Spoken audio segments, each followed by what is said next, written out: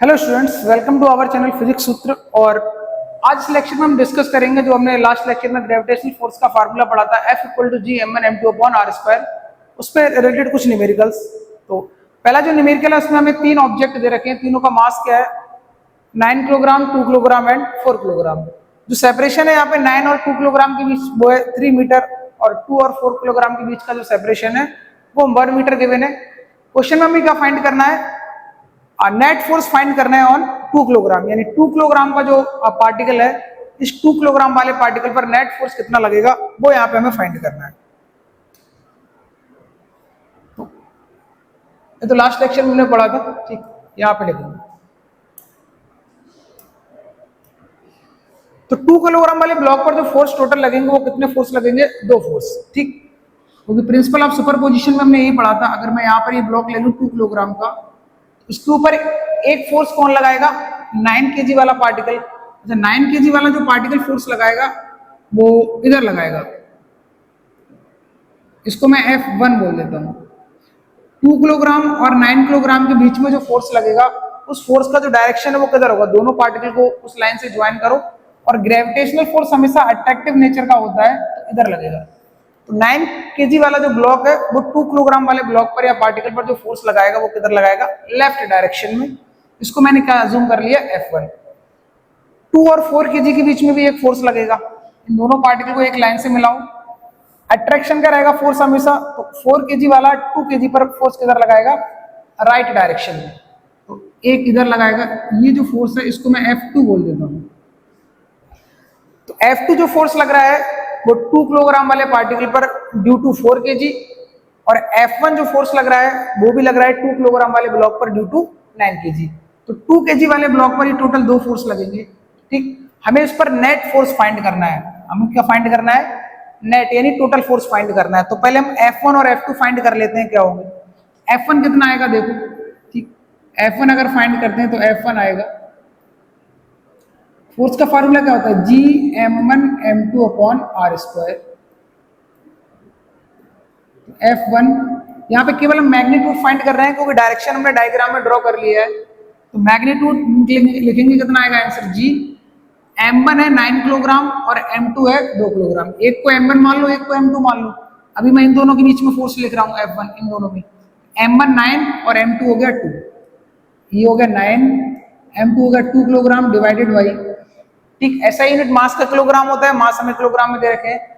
इनके बीच का separation 3 metre है, तो डिस्टेंस का ऐसा यूनिट मीटर होता है, तो डिस्टेंस को मीटर में लेंगे, 3 दे रखा है, तो यहाँ पे 3 का स्क्वायर करेंगे। 3 का स्क्वायर क्या होगा, 9। आंसर आएगा जी 9 इंटू 2 डिवाइडेड बाई 9। 9 से 9 कैंसिल आउट हो जाएगा, तो ये आंसर आएगा 2g। F1 की जो वैल्यू वो कितनी आ गई, 2g। इसी तरह से हम क्या फाइंड करेंगे, F2, क्या निकालेंगे, F2 जो है इन दोनों पार्टिकल के बीच में फोर्स लग रहा है, 4 kg वाला 2 kg पे लगा रहा है उधर। तो यहाँ पर भी फार्मूला हमारा क्या लगेगा, ग्रेविटेशनल फोर्स के मैग्नीट्यूड का, G m1 m2 upon r square. G यहाँ पे जो m1 की वैल्यू है, एक को m1 मान लो, एक को m2, तो इसको मैंने m1 मान लिया तो ये m2 हो जाएगा। m1 2 kg हो गया, m2 4 हो गया, m1 हो गया 2, m2 हो गया 4 डिवाइडेड बाई r स्क्वायर। इन दोनों के बीच का सेपरेशन कितना है, 1 मीटर। नीचे आएगा 1 का स्क्वायर, 1 का स्क्वायर 1 ही होता है, तो F2 आ जाएगा यहाँ से 4 दूनी 8 जी। 1 का स्क्वायर क्या रहेगा, नीचे 1। तो F2 की वैल्यू आ गई 8g और F1 की वैल्यू आ गई 2g, ठीक। मतलब यहाँ पे क्या हो रहा है, इस डायरेक्शन में जो फोर्स लग रहा है F2 वो लग रहा है 8g, ठीक। और इधर जो फोर्स लग रहा है F1 वो कितना लग रहा है, 2g। इधर है 2g और यहाँ पर है 8g। तो फोर्स वेक्टर क्वांटिटी है, और हमने वेक्टर में पढ़ रखा है कि अगर दो फोर्स अपोजिट डायरेक्शन में है तो उनको हम सिंपली माइनस कर सकते हैं। हमें इन दोनों को ऐड करना है ना, इन दोनों फोर्स को ऐड करना है, टोटल फोर्स फाइंड करना है F नेट। तो हमने वेक्टर वाले चैप्टर में पढ़ा है, अगर दो फोर्स अपोजिट डायरेक्शन में है तो सिंपली माइनस हो जाते हैं। यहाँ पे F2 में से F1 को माइनस करेंगे, तो 8g में से 2g को माइनस करेंगे, तो आंसर कितना आएगा, 6g। इस क्वेश्चन का जो आंसर है वो 6g आएगा। डायरेक्शन किधर होगा, F2 ज्यादा है, F2 ज्यादा है तो जिधर ज्यादा फोर्स लगेगा वही नेट फोर्स का डायरेक्शन हो जाएगा। तो नेट फोर्स लगेगा F2 की तरफ, यानी राइट साइड में, और कितना लगेगा, 6g। 8g में से 2g आएगा 6g। अगर इसको फर्दर सोल्व करना है तो यहाँ पे g की वैल्यू पुट कर सकते हैं, जी की वैल्यू क्या होती है 6.67 इंटू 10⁻⁻11 न्यूटन। ठीक, 6 का इसमें मल्टीप्लाई कराएंगे तो वही हमारा क्या आ जाएगा फाइनल आंसर, नेट आंसर। इसको मल्टीप्लाई करेंगे तो ये फाइनल आंसर आ जाएगा हमारा। पहला क्वेश्चन ये हो गया, ठीक है। सेकंड क्वेश्चन देखो, सेकंड क्वेश्चन में हमें एक इक्विलैटरल ट्रायंगल गिवन है और इक्विलैटरल ट्रायंगल गिवन है, इसके कॉर्नर पे 3 पार्टिकल है। तीनों पार्टिकल के जो मास है वो सेम है। पहले पार्टिकल का मास m, सेकंड का m और थर्ड का भी क्या है m। सेपरेशन जो है हर एक पार्टिकल के बीच का वो क्या है स्मॉल a, ये हमें क्वेश्चन में गिवन है। फाइंड क्या करना है, किसी भी एक पार्टिकल पर हमें फोर्स फाइंड करना है। ठीक, ये 3 पार्टिकल हैं, तीनों पार्टिकल में है, किसी भी एक पार्टिकल पर फोर्स फाइंड कर सकते हैं। ठीक, यहाँ पे स्ट्रक्चर इस तरह का है कि किसी भी पार्टिकल पे फोर्स फाइंड करो, फोर्स का जो मैग्नीट्यूड आएगा वो सेम आएगा। तो अगर मैं यहाँ पर फोर्स फाइंड करूं, सपोज मैं इसमें फाइंड कर लेता हूं, ठीक, तो इस चार्ज पार्टिकल पर जो फोर्स लगेंगे वो टोटल कितने फोर्स लगेंगे 2। ठीक, यहाँ पर जो फोर्स लगेंगे इस चार्ज पार्टिकल पर वो कितने फोर्स लगेंगे 2। 2 कौन कौन से, एक तो फोर्स ये वाला ये वाला पार्टिकल लगाएगा। ठीक, एक फोर्स कौन लगाएगा पार्टिकल, ये वाला स्मॉल m। इन दोनों के बीच में जो फोर्स लगेगा, ठीक, इन दोनों के बीच में जो फोर्स लगेगा अट्रैक्टिव नेचर का होता है ग्रेविटेशनल फोर्स हमेशा। इन दोनों को एक लाइन से मैं मिलाऊंगा, इसी लाइन के अलोंग फोर्स लगेगा, यानी कि ये लगेगा फोर्स। इसका नाम मैंने क्या बोल दिया F1। ठीक, ये वाला पार्टिकल और ये पार्टिकल, इन दोनों के बीच में जो फोर्स लगेगा उसको मैंने क्या बोला F1। F1 का डायरेक्शन क्या होगा, दोनों अट्रैक्टिव नेचर के होंगे तो इधर लगेगा। फिर एक फोर्स इन दोनों के बीच में लगेगा, तो ये वाला जो पार्टिकल है वो इस पार्टिकल को अपनी तरफ अट्रैक्ट करेगा, क्योंकि ग्रेविटेशनल फोर्स अट्रैक्टिव नेचर का होता है, इधर लगेगा। इसको मैंने क्या बोला F2, इसको मैंने क्या बोला F2। ये जो पार्टिकल है स्मॉल m, इस पर टोटल 2 फोर्स लगेंगे, एक F1 एक F2। F1 जो है वो इस पार्टिकल की वजह से लगेगा, F2 जो है वो इस पार्टिकल की वजह से लगेगा। तो हमें इन दोनों फोर्स को फाइंड करना है और फिर दोनों को क्या करना है, दोनों को जोड़ देना है, तो टोटल फोर्स आ जाएगा। तो पहले F1 निकालते हैं, F1 कितना आएगा। तो फोर्स का फार्मूला क्या होता है, G m1 m2 upon r square. Force आएगा G, m1 कितना है m, m2 भी यहाँ पे क्या है m, और डिवाइडेड बाई r, यहाँ पे सेपरेशन है वो दे रखा है a।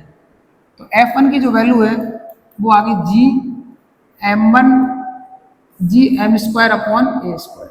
ठीक, F1 है इन दोनों पार्टिकल के बीच में फोर्स, तो m1 की वैल्यू है स्मॉल m, m2 की वैल्यू भी स्मॉल m है, और इनके बीच का सेपरेशन है वो क्वेश्चन में गिवन है स्मॉल a। तो फोर्स हो जाएगा G m1 m2, यानी m1 की जगह m, m2 की जगह पे m, अपॉन में r स्क्वायर की जगह a square. m into m, m square हो जाएगा, तो ये F1 आ गया।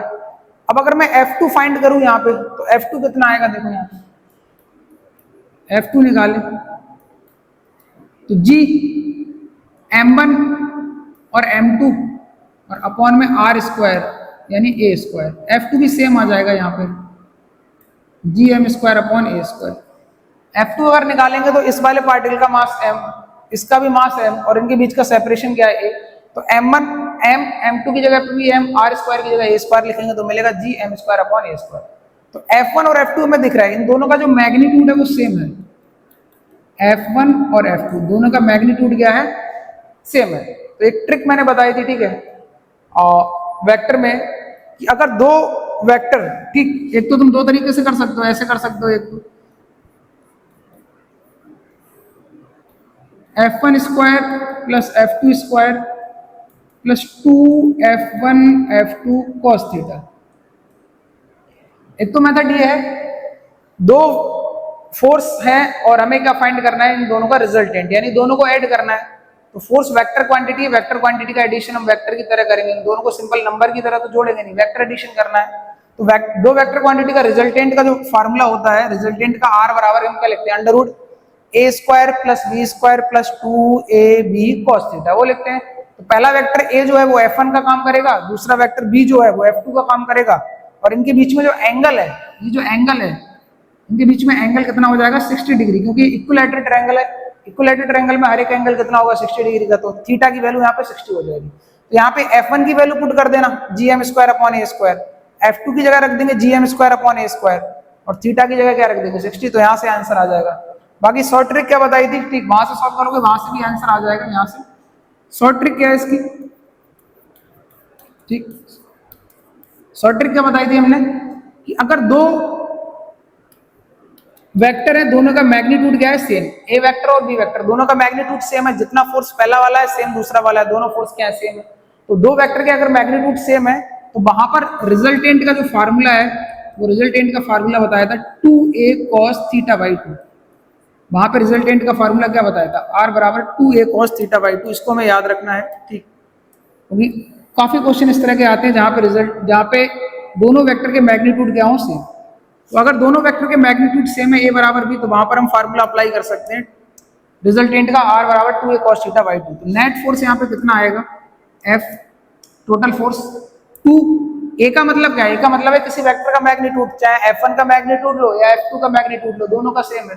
कितना है, gm square upon a square, gm square upon a square. तो a की जगह आ जाएगा gm square upon a square into cos theta by 2। Theta यहाँ पे कितना है, 60 डिग्री है, दो वेक्टर के बीच में एंगल, और 60 डिवाइडेड बाई 2 करेंगे तो 60 डिवाइडेड बाई 2 कितना होगा, 30। तो यहाँ पे आया cos 30। तो आंसर हमारा क्या आएगा, F equal to 2 gm square upon a square into cos 30 की वैल्यू क्या होती है, √3/2।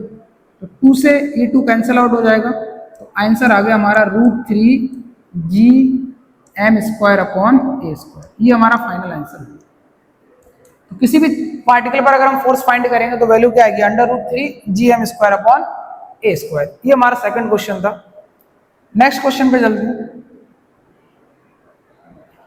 नेक्स्ट क्वेश्चन में हमें एक स्क्वायर गिवन है, ठीक।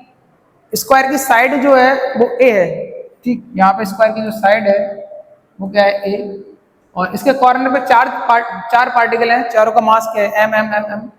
हमको क्या फाइंड करना है, किसी भी एक पार्टिकल पे फोर्स कितना होगा, वो नेट फोर्स फाइंड करना है। यहाँ पे find net force on any of the particle, किसी भी एक पार्टिकल पर नेट फोर्स फाइंड करना है। तो नेट फोर्स फाइंड करने के लिए क्या करेंगे, देखो यहाँ किसी भी एक पार्टिकल पे, तो मैं नीचे वाले पार्टिकल पे फाइंड कर लेता हूँ यहाँ पे, ठीक। इस पे चाहे इस पे निकालना चाहो इस पे निकाल सकते हो, इस पे चाहे किसी पे निकालोगे आंसर सेम आएगा, क्योंकि सिचुएशन यहाँ पे आइडेंटिकल है, ठीक है। तो यहाँ पे किसी भी एक पार्टिकल पर हम फोर्स फाइंड करेंगे, आंसर क्या आएगा, सेम। तो पहले तो हमें ये देखना पड़ेगा कि अगर मैंने सपोज ये वाला पार्टिकल ले लिया, तो पहले तो हमें देखना पड़ेगा कि इस पार्टिकल पर कितने फोर्स लगेंगे, ठीक। यहाँ पे हम क्या देखेंगे, इस पार्टिकल पर कितने फोर्स लगेंगे। ये जो पार्टिकल है इस पार्टिकल पर टोटल लगेंगे यहाँ पर 3 फोर्स। टोटल पार्टिकल 4 हैं तो फोर्स कितने लगेंगे, 3। कौन कौन से, इस वाले पार्टिकल का नाम अगर मैंने 1 दे दिया, इसका नाम 2 दे दिया और इसका नाम 3 दे दिया, ठीक। इस पार्टिकल पर हम फोर्स फाइंड कर रहे हैं, तो इस पार्टिकल पर एक फोर्स तो लगाएगा ये 1 वाला पार्टिकल, किधर लगाएगा, अंदर की तरफ। इसको मैंने नाम दे दिया F1, क्योंकि अट्रैक्शन होगा, इन दोनों के बीच में अट्रैक्शन होगा, तो एक फोर्स लगेगा ऊपर, इसका नाम दे दिया, ये 3 है तो मैंने इसको F3 बोल दिया। और एक फोर्स कौन लगाएगा, सेकंड नंबर वाला पार्टिकल, ये किधर लगाएगा, इन दोनों को एक लाइन से मिलाओ, इस लाइन के अलोंग फोर्स लगेगा और कैसा होगा, इंटरेक्शन, अट्रैक्टिव नेचर का होगा, तो एक इधर लगेगा, इसका नाम दे दिया F2।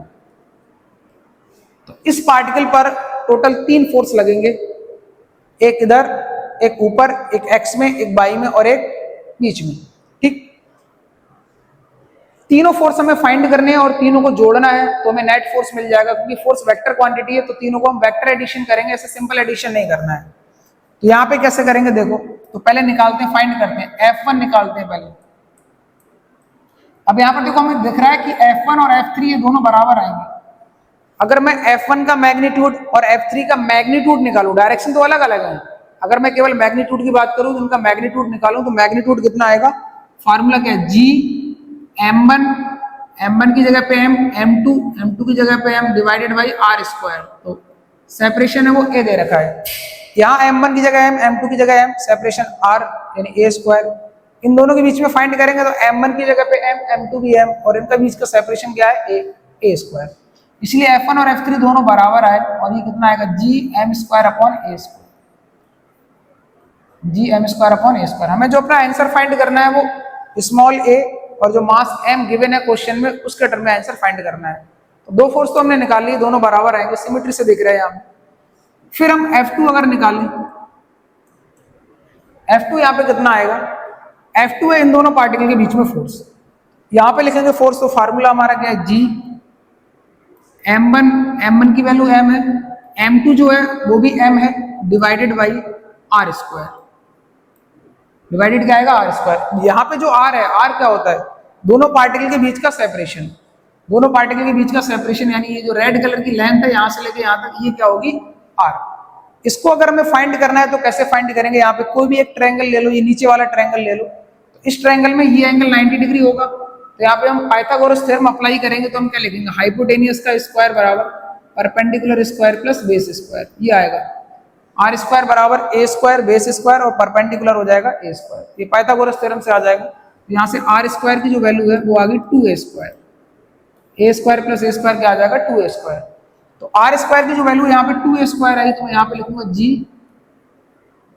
एम और m की multiply m square divided by R square की जगह हम क्या लिख सकते हैं 2a स्क्वायर, आर स्क्वायर की जगह क्या लिख सकते हैं 2a स्क्वायर। तो ये वैल्यू किसकी आ गई F2 की। अब ये तीन फोर्स है 1 2 3, इन तीनों को हमें ऐड करना है, 1 2 3 तीन फोर्स है, हमें क्या करना है, तीनों को ऐड करना है, ठीक है। तो ऐड करने का सबसे सिंपल तरीका यहाँ पे हम सीखते हैं, ठीक है। ऐड करने के कई सारे तरीके होते हैं बट सबसे सिंपल तरीका यहाँ पे सीखेंगे हम, ठीक। वो क्या है, यहाँ पे देखो दो फोर्स को ऐड करना हमें आता है। अगर दो फोर्स है तो सिंपल क्या लगाएंगे, फार्मूला r बराबर under root A square plus B square plus 2ab cos theta. But अगर तीन फोर्स आते हैं तो क्लास में मैंने क्वेश्चन कराया था, 3 हो 4 हो 5 10 15 कितने भी हो, सबसे पहले क्या करो, उनके कंपोनेंट कर लो, कंपोनेंट x में और y में कंपोनेंट कर लो, x और y में कंपोनेंट करने के बाद फिर हमें जो सेम डायरेक्शन में फोर्स हमको ऐड कर दो और जो अपोजिट डायरेक्शन में उनको माइनस कर दो, तो हमें दो डायरेक्शन में केवल फोर्स मिलेंगे। And then final formula apply कर दो, r बराबर under root A square plus B square. 90 degree पे फार्मूला ये होता है रिजल्टेंट का, r बराबर under root A square plus B square. But यहाँ पे क्या करना है, यहाँ पे और कम समय में क्वेश्चन हमारा सॉल्व हो जाएगा शॉर्ट मेथड से, ठीक। कम समय में इसलिए हो जाएगा क्योंकि यहाँ पर F1 और F3 दोनों के मैग्नीट्यूड क्या है, इक्वल है। तो देखो यहाँ पे एक चीज हमें क्या सीखनी है, यहाँ पे ये पार्टिकल मान लीजिए यहाँ पे लग रहा है 10 न्यूटन का फोर्स और ऊपर लग रहा है 10 न्यूटन का फोर्स। अगर एक पार्टिकल पर दो फोर्स लग रहे हैं, दोनों के मैग्नीट्यूड सेम है और 90 डिग्री के एंगल पे है, ठीक। एंगल हालांकि कुछ भी हो सकता है, यहाँ पे जैसे 90 डिग्री है बट दोनों के मैग्नीट्यूड सेम होने चाहिए। अगर दो फोर्स है दोनों के मैग्नीट्यूड क्या है, सेम है, तो एक फोर्स लग रहा है जैसे ऊपर एक नीचे लग रहा है, मैग्नीट्यूड सेम है। तो हमने क्लास में क्या पढ़ा है, parallelogram law of vector addition. हमने क्या पढ़ा है, parallelogram law of vector addition. Parallelogram law of vector addition में हम क्या करते हैं, एक पैरेललोग्राम ड्रॉ करते हैं, इन दो वेक्टर की हेल्प से इसके पैरेलल एक लाइन ऊपर, इसके पैरेलल एक लाइन इधर, तो हमने क्या ड्रॉ कर दिया, पैरेललोग्राम। पैरेललोग्राम ड्रॉ करने के बाद ये जो डायगोनल है, ये डायगोनल हमें क्या बताएगा, रिजल्टेंट वेक्टर की डायरेक्शन। ये जो डायगोनल है वो हमें क्या क्या रिप्रेजेंट करता है, यहाँ पे डायगोनल, पैरेललोग्राम का डायगोनल रिप्रेजेंट करता है रिजल्टेंट वेक्टर। तो इन दोनों को जोड़ेंगे 10 और 10, 10 और 10 को जोड़ के जो आएगा वो रेड कलर वाला वेक्टर ही आएगा, ठीक। अब देखो, अब यहाँ पे जो चीज हमें समझनी है वो ये समझनी, ये एंगल कितना होगा। इस एंगल को अगर मैं थीटा मान लूं तो यहाँ पे tan थीटा कितना आएगा, tan थीटा बराबर होगा परपेंडिकुलर यानी 10 और डिवाइडेड बाई बेस, बेस भी कितना है 10, 10 बाई 10 कितना आ गया 1, यानी थीटा की वैल्यू क्या आ गई 45। tan थीटा अगर 1 है तो थीटा कितना आएगा 45 डिग्री। तो हमें एक चीज याद रखनी है, ठीक है, ये बहुत अच्छी चीज है, याद क्या रखना है, अगर किसी पॉइंट पर दो फोर्स लग रहे हैं, किसी पॉइंट पर दो फोर्स अगर लग रहे हैं, दोनों का मैग्नीट्यूड सेम है, किसी पॉइंट पर दो फोर्स लग रहे हैं, दोनों का मैग्नीट्यूड क्या है, सेम है, तो उन दोनों का जो रिजल्टेंट आता है, इन दोनों का जो रिजल्टेंट आएगा वो इनके मिडिल में से पास करेगा, जस्ट मिडिल में से। ये बहुत इंपॉर्टेंट पॉइंट है, याद रखना है, कई जगह काम आएगा। एक पॉइंट पर दो फोर्स लग रहे हैं, दोनों के मैग्नीट्यूड बराबर है, तो इन दोनों को जब जोड़ेंगे, इन दोनों को जोड़ के जो रिजल्टेंट आता है वो रिजल्टेंट इन दोनों के जस्ट मिडिल में से पास करेगा, क्योंकि इनके बीच में एंगल कितना है 90 डिग्री, और जो रिजल्टेंट जा रहा है वो कितने पे जा रहा है 45 डिग्री पे जा रहा है रिजल्टेंट, ठीक। ये चीज हमें याद रखनी है, ये काम की चीज है बहुत हमारे, ठीक, काम आएगी। अब इसी चीज का अप्लाई करेंगे यहाँ पे। तो हमें पता है कि F1 और F3 दोनों क्या है, बराबर है, F1 और F3 दोनों क्या है, बराबर है, और दोनों 90 डिग्री के एंगल पे हैं। तो जब मैं F1 और F3 दोनों को जोड़ूंगा, दोनों 90 डिग्री पे एंगल पे, जब इन दोनों को जोड़ूंगा तो जोड़ के जो भी नया वेक्टर हमें मिलेगा, जो भी नया फोर्स हमें मिलेगा, वो कहां से पास करेगा, 45 डिग्री के एंगल पे। अब हमें पता है ये एंगल कितना है, ये एंगल 45 डिग्री है, ये स्क्वायर है ना, स्क्वायर के जो डायगोनल है ना, वो डायगोनल जो पास करेगा वो यहाँ से कितना एंगल बनाएगा 45 डिग्री, यानी ये जो लाइन है F2 वाली, ये 45 डिग्री के एंगल पे है डायगोनल जो है। अब F1 और F3 को जोड़ के कुछ आएगा, F1 और F3, इन दोनों को जब हम ऐड करेंगे तो ऐड करके हमें कोई एक वेक्टर मिलेगा, उस वेक्टर का नाम मैंने बोल दिया F4। दो वेक्टर को जोड़ते हैं तो एक नया वेक्टर मिलता है, उसको मैंने F4 मान लिया। इस F4 की जो डायरेक्शन होगी वो डायरेक्शन होगी इधर। F4 की जो डायरेक्शन है वो डायरेक्शन होगी इधर, ये होगा हमारा F4, क्योंकि 45 डिग्री जो एंगल पे होगा F4, तो F4 हमें किधर मिलेगा, इसी डायरेक्शन में। तो F1 और F3 को जोड़ के आएगा कितना, वो यहाँ पे लिख लेते हैं। F1 और F3 को जोड़ के क्या आया, F4। तो F4 की जो वैल्यू है वो क्या होगी, देखो F1 और F2 दोनों 90 डिग्री के एंगल पे एक्ट कर रहे हैं। F1 और F3 कितने डिग्री के एंगल पे ऐड कर रहे हैं, 90 डिग्री। 90 डिग्री के एंगल पे जो रिजल्टेंट का फार्मूला वो होता है √a² + b²। ऐसे कर सकते हैं। तो यहां से आंसर क्या है, a और b दोनों बराबर हैं, तो b² की जगह भी क्या लिख सकते हैं, a² + a² कितना आ गया, 2a², और √2a² का a बाहर आ जाएगा। ठीक, तो F4 की जो वैल्यू है वो आ गई √2a, यानी √2a। a क्या है, a और b यहाँ पे क्या है, a और b दो वेक्टर होते हैं, बट दोनों वेक्टर यहाँ पे बराबर हैं। वो यहाँ पे हमारे दोनों वेक्टर कौन कौन से हैं, यहाँ पे F1 और F3। तो a मान लो F1 और b मान लो F3, दोनों हालांकि बराबर हैं। तो मैं a की जगह क्या लिख सकता हूँ, F1 या F3 कुछ भी लिख सकता हूँ, F1 F3 में कुछ भी। वो कितना है, Gm²/a², ये आया।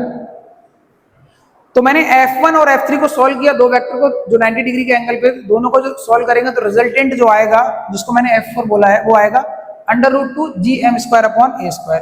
अब यहाँ पर देखो, अब मैंने F3 और F1 को तो जोड़ दिया, अब कौन बचे हमारे पास, F4 और F2। अब हमारे पास दो वेक्टर बचे, F2 और F4। तो हमें F2 और F4 को और जोड़ना है। तो F2 और F4 जो है, F2 और F4 जो है सेम डायरेक्शन में है, एक ही डायरेक्शन में है। तो मैंने क्लास में क्या बताया था कि अगर दो वेक्टर सेम डायरेक्शन में है तो उनको हम सिंपली ऐड कर सकते हैं नंबर की तरह। दो वेक्टर अगर सेम डायरेक्शन में है तो उनको हम सिंपली नंबर की तरह ऐड कर सकते हैं। तो जो नेट फोर्स यहाँ पर आएगा उस पार्टिकल पर, जो नेट फोर्स यहाँ पे आएगा वो क्या आएगा, इन दोनों को जोड़ दो, सिंपल F2 + F4, इन दोनों को सिंपल जोड़ दो क्योंकि सेम डायरेक्शन में है। तो F2 कितना है, F2 ये निकाला है Gm²/2a², Gm²/2a² प्लस F4 कितना है, √2 टाइम्स Gm²/a²। ये हमारा फाइनल आंसर हो जाएगा। यहाँ पे अगर करना चाहो तो एक स्टेप और कर सकते हो, यहाँ पे Gm²/a² कॉमन ले लो। Gm²/a² कॉमन ले लेंगे तो यहाँ से आएगा 1/2 प्लस, और यहाँ से क्या बचेगा, √2। तो फाइनल आंसर हमारा क्या आएगा, यहाँ पे Gm²/a² ब्रैकेट 1/2 प्लस √2, ये फाइनल आंसर आएगा। तो यहाँ पे हमें कई सारे कॉन्सेप्ट छोटे छोटे याद रखने थे कि दो फोर्स 90 डिग्री के एंगल पे एक्ट करेंगे तो रिजल्टेंट क्या आता है, √2 है। रिजल्टेंट क्या आता है, √2। ये याद हो जाती है छोटी छोटी चीजें, √2 है। ए यहाँ पे क्या है, मैग्नीट्यूड ऑफ एनी फोर्स, क्योंकि दोनों फोर्स बराबर है तो F1 और F3, इसका मैग्नीट्यूड रख दिया Gm²/a²। दूसरी चीज क्या याद रखनी थी कि अगर दो वेक्टर हैं, दोनों वेक्टर इक्वल मैग्नीट्यूड के हैं, तो उनका जो रिजल्टेंट है वो जस्ट मिडिल में से पास करता है। ये याद रखना है हमें, काफी जगह काम आएगा।